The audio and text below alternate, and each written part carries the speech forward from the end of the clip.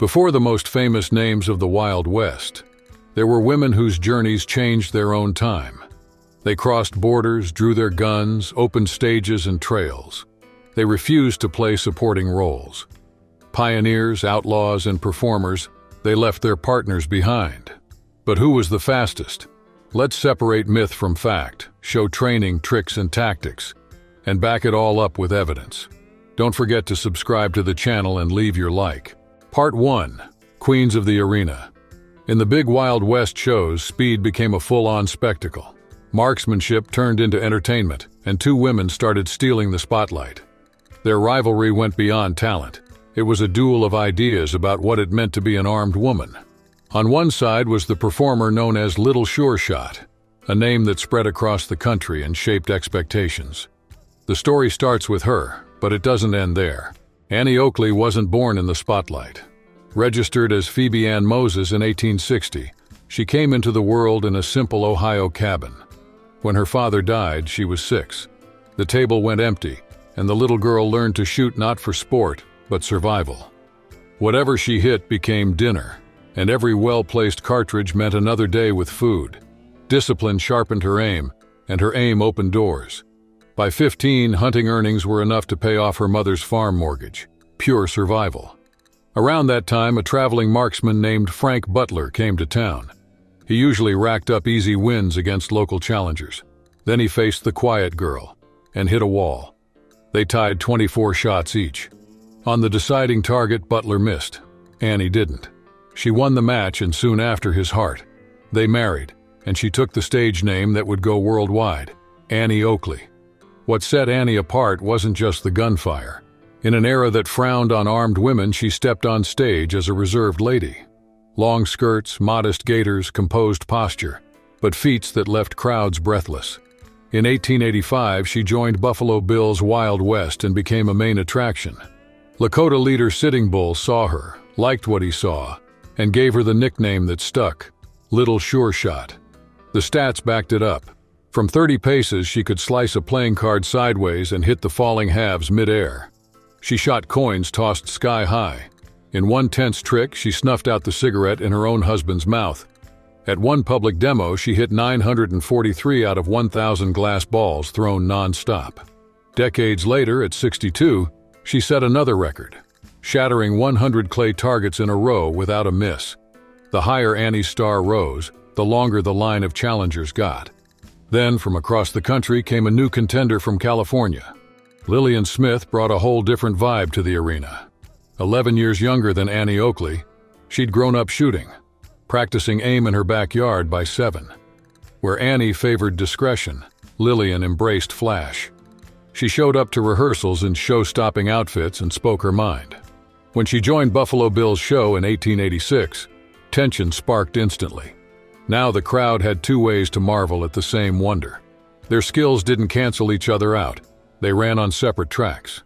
Annie mastered still rifles, contained movement, clean air-cutting shots. Lillian thrived on motion. She preferred the rifle and took the art to rougher ground, hitting targets while bouncing on a galloping horse. Precision in chaos. The numbers told the tale. With a Winchester, Lillian blasted 100 glass balls in just over 2.5 minutes, breaking Doc Carver's famous record. In another ride, full gallop, she shattered 71 of 72 flying targets. Each crack of the gun pulled screams and fed the image of a fearless young sharpshooter.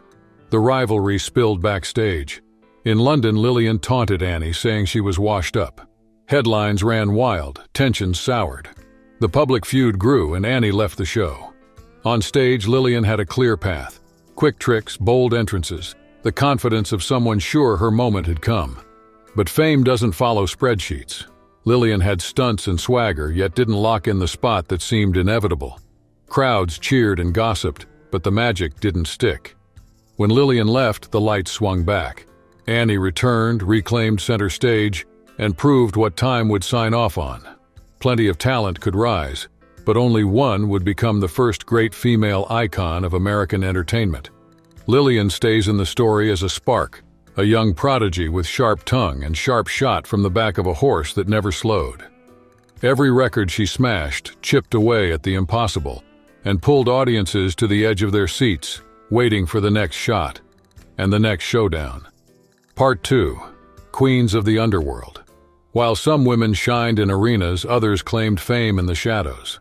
They crossed the law and turned into legends, part crime, part myth, part headline. Leading this tale is Belle Starr, dubbed the Bandit Queen, a figure who drew allies, provoked bounty hunters, and raised the question, how far can the power of a name go? Myra Mabel Shirley was born into a wealthy Missouri family and got a classic education. Then the Civil War tore everything apart.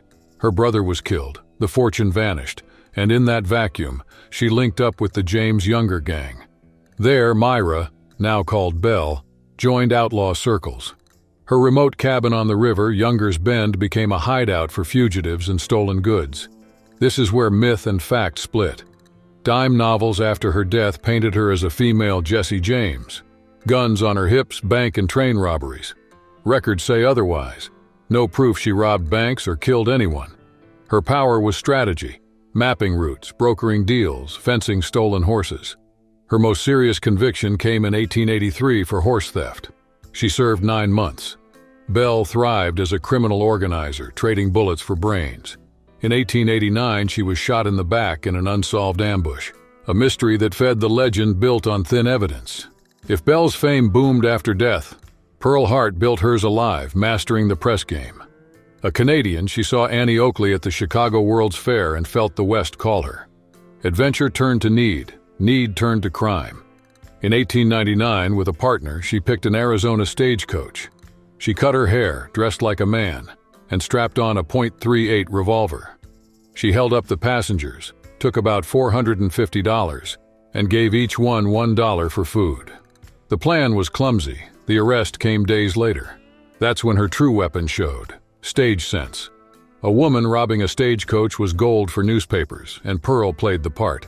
From jail, she gave interviews, posed for photos, and spread the story she robbed to visit her dying mother. In court, she dropped the line that became a poster: "I shall not be tried under a law in which my sex had no voice."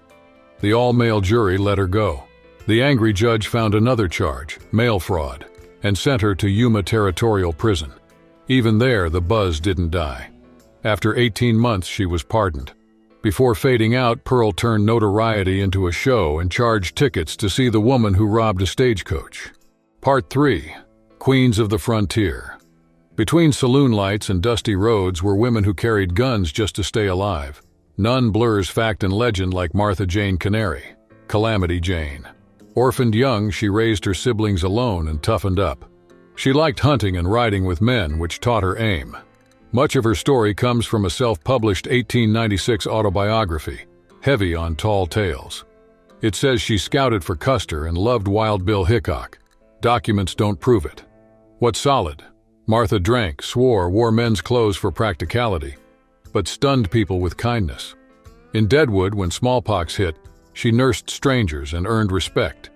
She hauled freight, carried express mail across dangerous trails, and once took the reins of a stagecoach after the driver was shot, saving everyone on board. In the end, she asked to rest beside Wild Bill. They granted her wish, cementing the aura that clung to her in the West. Few Old West figures captivate like Mary Fields. Born enslaved in Tennessee around 1832, she gained freedom after the Civil War and moved to Montana. Nearly 6 feet tall, blunt, fond of whiskey and cigars, and confident with her gun. In 1895, past 60, she won the Star Route contract with the U.S. Postal Service, becoming the first black woman in that job. It demanded guts. Mail was hunted by thieves. Wolves prowled the trails, and weather turned brutal fast. Mary carried a rifle and a Smith & Wesson .38, not for show, but to get the job done. Folks called her Stagecoach Mary, and her rep rode ahead. Where she went, the mail got through. When snow blocked the road, she strapped on snowshoes and hauled sacks on her shoulders to the next stop. Once, wolves flipped her wagon. She spent the night firing until dawn to guard the load, then hit the trail again. For 8 years, she never missed a run. Out west, they called that courage. For Mary, it was just doing the job, and the gun was a tool to keep her word. If one of these gunwomen earned your respect, tell us in the comments which story grabbed you most. Hit like, share with anyone who loves the Old West, and subscribe so you don't miss the next chapter. See you next time.